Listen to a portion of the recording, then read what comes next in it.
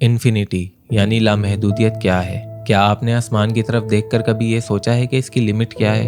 ये तारे जो दिखाई देते हैं, क्या इन्हें गिनना पॉसिबल है? इन्फिनिटी का बेसिक आइडिया यही है कि नंबर्स कभी ख़त्म नहीं होते। हमने अपने रेफरेंस के लिए बिलियंस और ट्रिलियन जैसी टर्म्स ज़रूर बनाई हुई हैं, लेकिन अगर आप आज गिनती स्टार्ट करें और गिनते जाएं और आपके मरने तक आपने जितना गिना हो वहीं से आपके बच्चे कंटिन्यू करें, पूरी इंसानियत गिनते गिनते ख़त्म हो जाएगी, लेकिन अरबों खरबों साल तक चलने के बाद भी वो गिनती चलती रहेगी।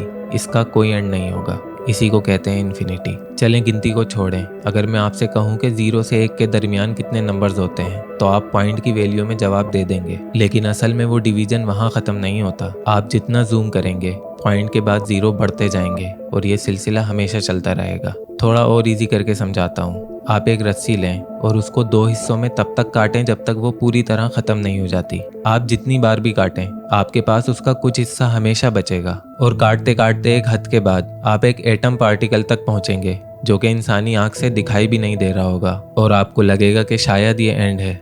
लेकिन नहीं, अगर हम इतना पावरफुल माइक्रोस्कोप बना लें जो कि एक एटम को भी जूम कर सकता हो, तो एक सिंगल एटम भी जूम करने पर इस पूरी कायनात जितने बड़े मैग्निफिकेशन स्केल पर जूम हो सकता है। यानी एक सिंगल एटम भी जूम करने पर कभी ना ख़त्म होने वाली इन्फिनिटी को जन्म दे सकता है। इमेजिन करें कि एक ऐसा बॉक्स है जो डिस्ट्रॉय नहीं किया जा सकता। आप एक एप्पल को उसमें रखकर हमेशा हमेशा के लिए बंद कर दें।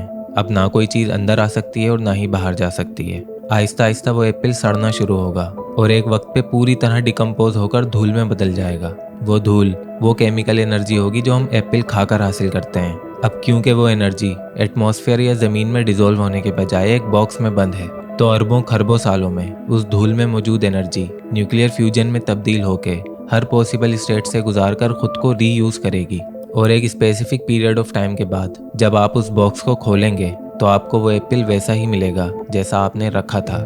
लेकिन ये कैसे हुआ? किस तरह एक सेब धूल बनकर वापस एक सेब में तब्दील हो गया?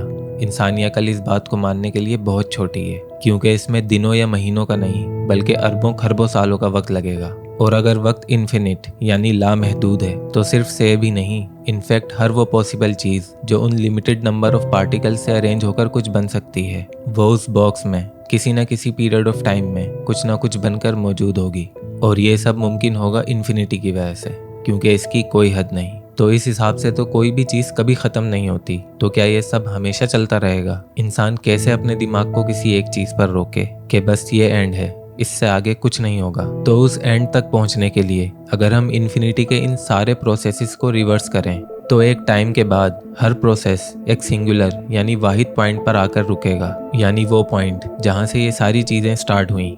अगर इसी तरह यूनिवर्स के सारे प्रोसेसेस को रिवर्स करें तो उन सारे प्रोसेसेस का स्टार्टिंग पॉइंट सिंगुलर यानी वाहिद ही निकलेगा, और वही सिंगुलैरिटी है आंसर ऑफ इन्फिनिटी, यानी ला इलाहा इल्लल्लाह, there is nothing but one. Infinity को सुलझाने का बस यही एक सोल्यूशन है जो कि साइंस के हर एंड पॉइंट को रूह बख्शता है, वरना ये इन्फिनिटी इतनी ख़तरनाक चीज़ है कि इंसान को पागल कर दे।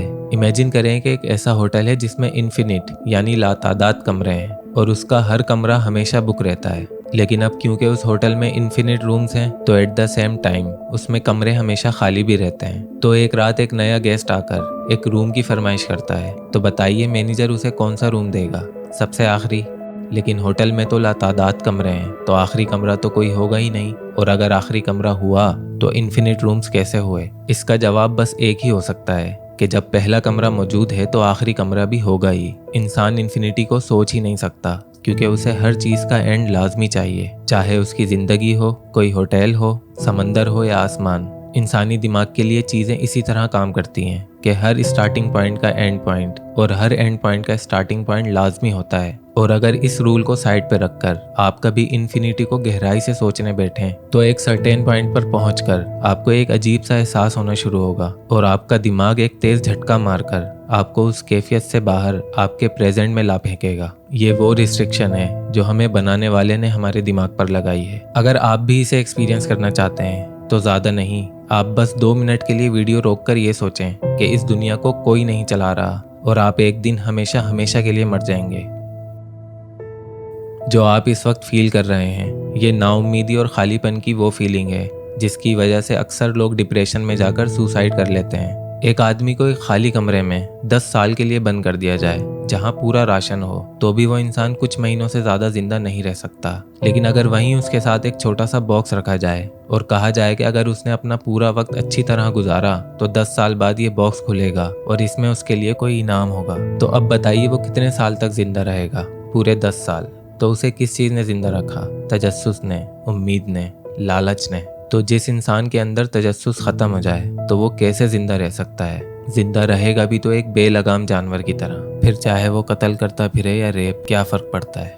तो जब एक छोटा सा बॉक्स इंसान को 10 साल तक जिंदा और सीधा रख सकता है, तो खुदा के वजूद की इंसानियत को कितनी ज़रूरत है उसका अंदाज़ा आप खुद लगा सकते हैं। आप एथियस्ट बनकर आज़ादी से इसीलिए घूमते हो क्योंकि बाकी लोग किसी न किसी दीन पर हैं। अगर सब एथियस्ट हो जाएं, तो बेलगाम इंसान इतनी तबाही मचाएंगे कि दुनिया वापस पत्थरों के दौर में चली जाएगी और फिर तुम्हें तरक्की करने के लिए दोबारा किसी न किसी दीन की ज़रूरत पड़ रही होगी। लेकिन इन्फिनिटी हमारा फिर भी पीछा नहीं छोड़ेगी, क्योंकि कोई एथियस्ट खुदा के वजूद से तो इनकार कर सकता है लेकिन इन्फिनिटी से इनकार नहीं कर सकता और ना ही उससे भाग सकता है, क्योंकि इसके लिए पढ़ाई लिखाई की कोई ज़रूरत नहीं पड़ती।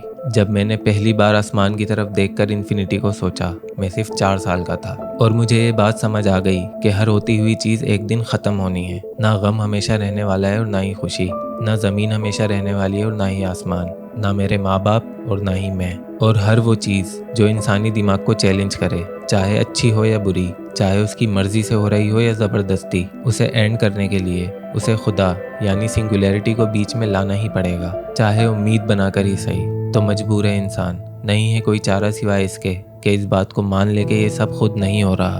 अब फिर चाहे कोई एथियस्ट हो, आइंस्टाइन, न्यूटन या नासा का कोई साइंटिस्ट, अगर वो उस सुप्रीम सिंगल बीइंग के होने का इनकार करता है और कहता है कि ये सब खुद हो रहा है, तो वो दुनिया का सबसे बड़ा बेवकूफ़ है, क्योंकि उसने खुद उस सिंगुलर सोर्स ऑफ एनर्जी का हिस्सा होते हुए भी उसकी मौजूदगी से इनकार किया। अब फिर वो चाहे कितनी भी इमेजिनेटिव थ्योरीज बना ले, वो इस इन्फिनिटी से बाहर नहीं निकल सकता। बिना खुदा के वजूद को एक्सेप्ट किए उसका साइंस को चाटना बस उसके उतने ही काम का है जितना एक कुएं में फंसे हुए मेंढक का ये समझना कि कुएं के बाहर कुछ है ही नहीं।